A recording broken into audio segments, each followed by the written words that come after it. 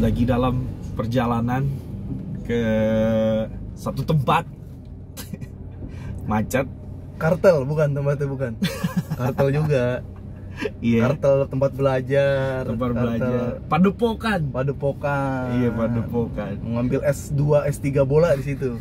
Karena suhu bakal datang. Yoi. Karena konon katanya pendekar-pendekar zaman dulu kalau nyari ilmu di gunung kan. Iya kan? Bener. Ini kita mengarah ke gunung. Iya kan?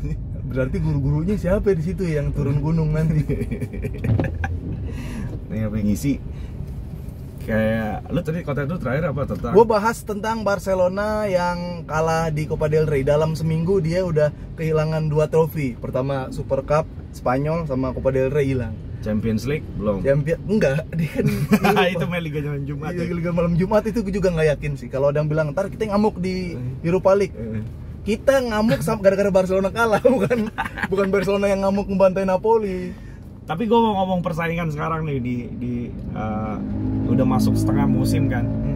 Setengah musim, ya jarak juga sebenarnya ketat ya, kecuali Barca. Ini tinggal menyisakan Real Madrid dan Sevilla.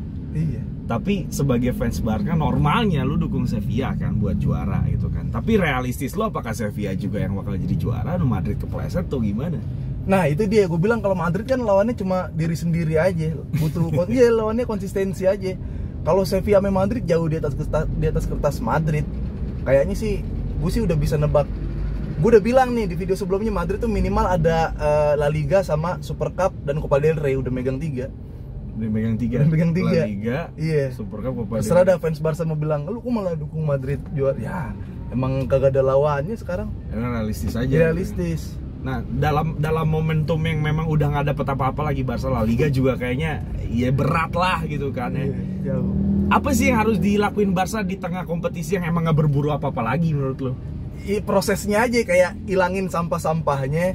Nah, satu yang gue paling pengen itu gini, yang orang-orang masih sok-sok filosofis mungkin ya. Gue beda sama orang yang pengen Barcelona masih tiki taka, pengen Barcelona masih penguasaan bola. Karena kan ya data juga bilang kalau beberapa tim yang ball positioningnya lebih rendah yang menang, dia menang. Bener. Nah itu dia gue bilang, kalau lu masih idealis pakai tiki taka, pemain lu segitu doang Barcelona, ya udah nggak susah tuh, 3 tahun juga masih susah buat dapat trofi apa-apa sih. Tapi lu tetap percaya sama Xavi nih? Masih walaupun beberapa pergantiannya tuh nggak ngaruh tau, Fit. Kalau nonton semalam tuh dia ganti De Jong masuk sama si Nico masuk jadi wing kanan, nggak jalan aja. Beberapa pergantian Xavi tuh kayak Luke De Jong habis golin ditarik, itu masih kaget tuh gue tuh. Terus akhirnya Barcelona jadi kebobolan. Itu belum lah, nanti proses lagi gitu. Ini kayaknya lebih cocok di upload di YouTube gue deh, ntar gue minta videonya ini. Udah, lu Madrid nih, gue lihat ini ya, di Twitter kalau Madrid gua menang halah Madrid. Gue nggak pernah halah, tapi maksud gue dalam persaingan ya gue ikut-ikutan La Liga ya udah Madrid gitu kan. Tapi nggak yang sampai garis keras kayak apa demit ya? Iya demit. Iya, nggak sampai garis keras kayak gitu kan.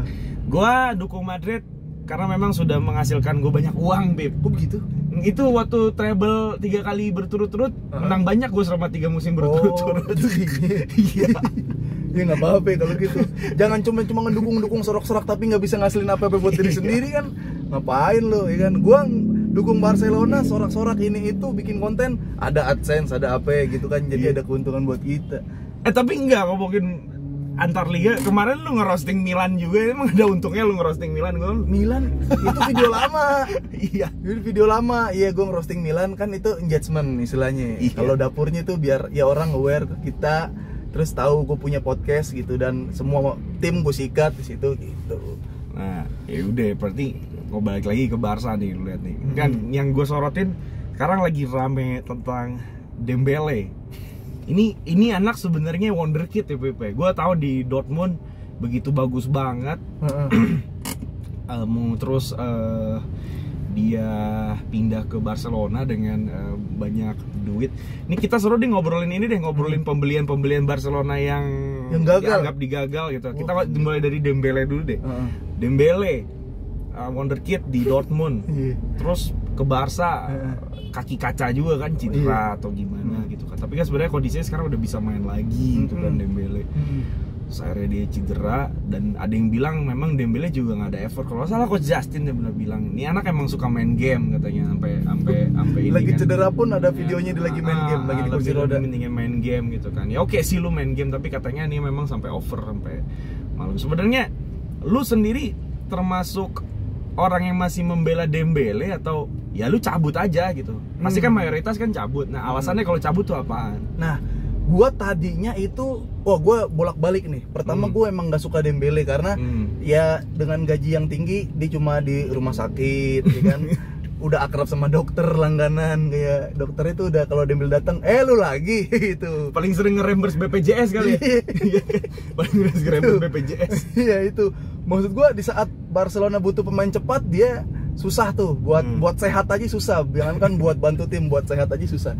Itu gua nggak suka pertama sama Dembele. Nah, belakangan dia tuh kayak yang ngasih effortnya buat sembuh, main lagi, kadang golin. Di saat lagi buntu, Dembele yang golin, sampai dia di framing sama media. Di framing sama media. Nah, itu menurut gue sih framing. Gue tuh udah nggak suka banget kalau ngelihat media yang nge-framing Dembele, udah media ngematiin karakter orang tuh gue udah nggak suka. Dan di situ gue masih ngebela Dembele lagi karena mau nggak mau Barcelona emang butuh pemain cepat. Ya udah, adanya tinggal Dembele. Mau nggak mau ya udah Dembele harus stay gitu. Tapi Dembele masih diem bentuk framingnya. Nah, sampai di akhirnya gue nggak mau ada Dembele lagi. Pada akhirnya ketika itu Dembele tuh kalau udah masalah kontrak, udah masalah di framing itu udah politik banget kan. Dia kenapa diem gitu ketika disudutkan sama media 4 tahun belakangan gitu kan. Apa lu nggak dikasih tahu sama agen lu gitu. Dia bilang, saya cuma fokus di lapangan, urusan gaji ini itu urusan agen gitu. Ya lu nggak tahu agen lu lagi di entah beneran apa enggak gitu, minta gaji yang gede. Agennya BU juga. Agennya BU, apa lu habis nikah gitu kan. Dapur biar tetap nyala gitu. Nah, akhirnya ya udahlah, Dembele-nya juga udah nyepil playing victim, mungkin jadi korban. Dia nggak usah ada Dembele, nggak apa-apa gitu. Nah, itu Dembele kan. Sebenarnya kan banyak nih, kalau gue lagi buka nih ya beberapa banyak berita tentang transfer Barcelona yang pemainnya nggak sesuai ekspektasi. Tadi Dembele udah sebutin. Cuma gue juga nggak tahu ya, ini dari sisi umur juga Dembele udah nggak terlalu muda ya. Apakah dia sampai keluar Barcelona akan tetap perform apa enggak gitu kan? Tapi yang jelas gue mau bilang ini pemain gede milik banget ya. Karena kalau nggak salah dia bagian Prancis Piala Dunia ya. Iya kan? Iya, dia cuma nggak starter. Iya, itu dia gitu. Dia gede milik gitu. Maksudnya gede milik apa sih? Iya, gede milik gitu. Lu effortless gitu, tapi rezeki lu gede gitu kan. Iya kan? Iya. Dapat bini cantik ya kan? Gimana orang nggak cemburu gitu kan ya? Gimana? Gila, Dembele gede milik juga gitu kan maksudnya. Kalau kata orang Sunda tuh gede milik. Jadi lu nggak usah kerja keras tapi rezeki lu datang gitu kan. Kalau kata orang Betawi mujur. Iya, mujur. Itu dia. Cuman rumah sakit pun dia tetap dibayar. Bukan dia yang bayar rumah sakit, dia dibayar, digaji, gila. Iya. Nah, itu udah ngobrolin Dembele. Gue nggak tahu nih Dembele ketika memang harus cabut dari Barcelona apakah penampilannya akan semakin meningkat. Tapi ada yang seru, Coutinho, Bib. Coutinho nih Barca hancur banget. Gila. Pindah pertama ke Bayern juara. Iya, ngegolin ke Barcelona. Sekarang ke Aston Villa penampilannya makin meningkat sama baru satu pertandingan. Tapi at least untuk di level Aston Villa ya dia namanya lagi harum lagi nih, apalagi ngejebolin ke gawang MU. Pelatihnya Steven Gerrard gitu kan, kayak Liverpool connection ngalahin MU. Nah, mungkin lo udah pernah bilang di podcast lo sebelumnya, tapi faktor kalau lo melihat di akhir-akhir ini sebenarnya faktor Coutinho-nya yang nggak support atau support sistem di Barsanya yang nggak support Coutinho gitu. Kita katakanlah penampilan Coutinho akan konsisten gitu di Liga Inggris setelah main di Aston Villa. Gimana menurut lo? Gua ngelihat kalau di Barcelona buat support ke Coutinho, support deh. Pelatih nurunin ngasih kepercayaan, ketika udah sembuh dimainin lagi. Teman-temannya kalau mau passing ke dia gitu kan. Tapi kayak emang bukan Barcelona ibaratnya bukan perusahaan yang cocok buat Coutinho. Ada aja kendalanya, ada aja entah sakit, entah yang paling ini sih ya, yang paling kelihatan banget gaya bermain Barcelona. Coutinho tuh kalau bola-bola cepet yang transisinya kayak gitu langsung udah kelihatan banget dia. Musuh parkir bus, gue bilang, mampus udah. Aston Villa lawan Cadiz nih ntar misalkan La Liga kan Cadiz parkir bus nggak kelihatan lagi ntar Coutinho. Kecuali iya MU kan main terbuka juga gitu, mungkin waktu di Liverpool juga musuh-musuhnya cepat-cepat juga jadi masuk. Di Barcelona udah mati aja sih ini. Coutinho berarti yang kesimpulannya adalah memang Coutinho-nya nggak bisa manfaatin support yang udah diberikan gitu. Iya dan perusahaannya nggak cocok. Coutinho, jadi udah dikasih apapun yang diminta emang nggak cocok. Iya sih, kayak gue liat banyak juga sih. Ini yang jadi sorotan kan, betapa buang-buang duitnya Barca. Parah. Ketika lo bisa lu jual Neymar, harusnya lo banyak bisa puterin duit. Tapi ada yang ditakutin gini lo Pip. Ada yang ditakutin adalah gue baca di artikel-artikel Eropa terutama Spanyol ya. Ada banyak kolumnis yang mengkhawatirkan kalau lu kan harapannya tinggi banget ya sama Gavi, sama siapa Pedri. Ya harapan biar bisa main aja dulu. Iya harapan sama pemain muda lah, walaupun kan Ame Ansu Fati gue udah nggak berharap. Kenapa? Udah kalah lah istilahnya udah. Orang kan kalau di the next scene mati ya, maksudnya Bojan Krkić the next Lionel Messi mati, ya kan si Halalovic the next Messi mati. The next mulu ya. Nah, Ansu Fati the next Messi malah jadi the next Dembele. Cedera. Nah, maksud gue ada yang dikhawatirkan gini loh, Pep. Gue baca ya. Ini Barcelona ngasih kesempatan main sama anak mudanya kayak. Yang lu suka deh siapa deh anak muda sekarang siapa? Pedri, Gavi sama Abde. Selebihnya nggak, Nico nggak suka, Ricky Puig apalagi, Mingueza alhamdulillah ada yang mau klub. Udah itu tuh. 3 itu sih. Nah, Jude Gela oke lah depannya. Iya, banyak. Tapi ada yang curiga nih. Mereka kasih kesempatan main buat Gavi nih, Nico dan ini biar suatu hari nanti harga mereka naik dan itu ada peluang buat dijual gitu loh, karena kondisinya Barca yang kita tahu secara keuangan kan lagi nggak baik dan ini cara mereka memang buat ngejual dan pasarnya adalah Liga Inggris dan tim yang sangat berminat buat urusan Barca banyak terutama mungkin kesempatannya ke Manchester City kan. Kayak ada koneksi La Masia juga, koneksi Pep gitu kan. Nah, lu membaca hal seperti itu nggak dan menanggapinya gimana? Gue kalau sampai kayak penjualan manusia tuh belum tuh. Cuma kalau untuk naikin harga oke, karena dari kayak yang gini jalanannya. Dari klausul-klausul yang si Ansu Fati di kontrak langsung ada klausul berapa ya? 100 juta gitu untuk ada misalkan ada klub yang minat kayak gitu tuh. Pedri juga digituin, itu salah satu trik biar mahal. Tapi kalau untuk penjualan manusia sih Barcelona sejauh ini masih jarang nih. Jarang dia. Paling kayak yang Fabregas karena udah turun aja jadi dikeluarin lagi gitu-gitu. Belum ada indikasi sampai menyelamatkan ekonomi dengan diangkat-angkat dulu gitu. Yang terdekat yang gue dengar ya, Rafael Araujo. Iya katanya abis kontrak mau diambil ke Real Madrid. Bener ya, itu sering. Jadi dulu lu ngeliat sebenarnya sevital apa sih Rafael Araujo atau kayak ya udahlah lu cuman begini doang atau gimana? Itu harus ada Araujo di belakang. Kalau Araujo kok gak ada tuh Barcelona kayak nggak ada back.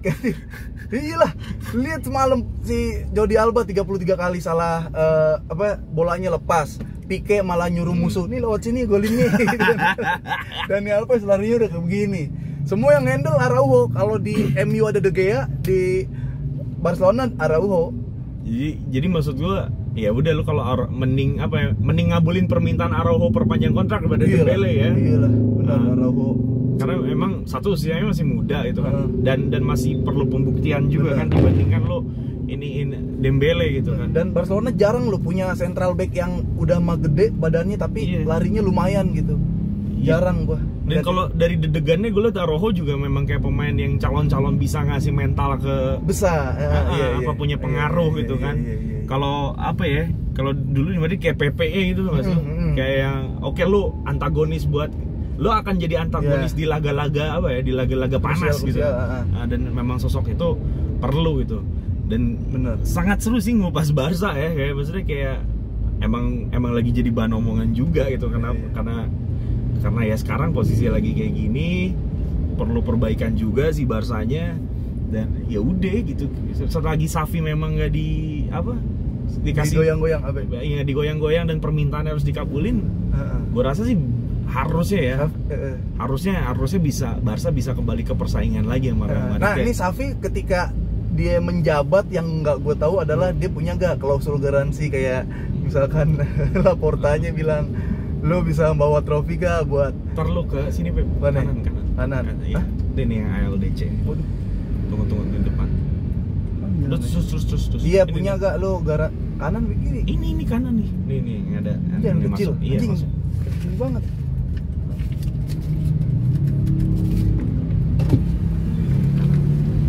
Asos. Iya, mau apa? Ini ada abang-abangan kok. Oke, makasih. Di rumahnya gak jauh. Gimana, Xavi gimana?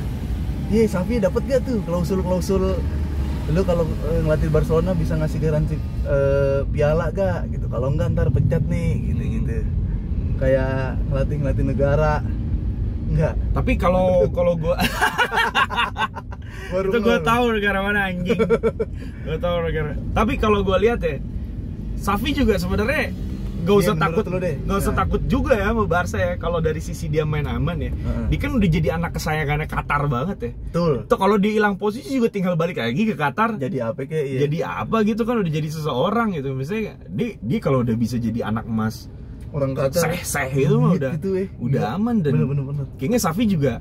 kayaknya Xavi yang nggak usah terlalu panik gitu. Iya, kayaknya Xavi juga dia ingin jadi pelatih Barcelona tuh cuman pengen menuntaskan apa yang belum dia capai jadi pelatih Barcelona. Bisa jadi. Tapi setelah ini misalnya Xavi udah nggak mau ngelatih lagi, gue mau fokus di ini. Udah bagus deh. Hidup tuh udah aman ya. Iya. Kalau dunia ada surganya tuh Qatar. Dia udah kenal sama sultan di Qatar tuh. Ini sama kayak Beskeran sudah kenal sama sultan di Iran gitu. Jadi udah berarti udah ada project juga dari Iran. Iya. Bener. Itu kerjaannya Xavi tinggal ngelawak-ngelawaknya dikit ya. Nyenengin si sultan Qatar. Suruh ada cerita lucu apa sih di Barcelona itu kehidupan lu. Karena buat orang-orang kaya tuh cerita Xavi ini jelata nih berarti. Gila, itu kan sultan Qatar. Iya, cerita Barcelona tuh hiburan buat dia gitu kayaknya. Xavi masih muda, sebelum di La Masia pernah naik kereta gak? Gitu. Ceritain dong naik kereta, apa sih kereta? Ini kelakuan Ronaldinho gimana gitu kan ya. Iya, apalagi ngeritain Ronaldinho yang sekarang ya. Main futsal di India, keluar dari penjara, orang Qatar ketawa tuh. Berarti ceritain jadi dulu Ronaldinho tuh begini ketawa tuh kan dikira anjing.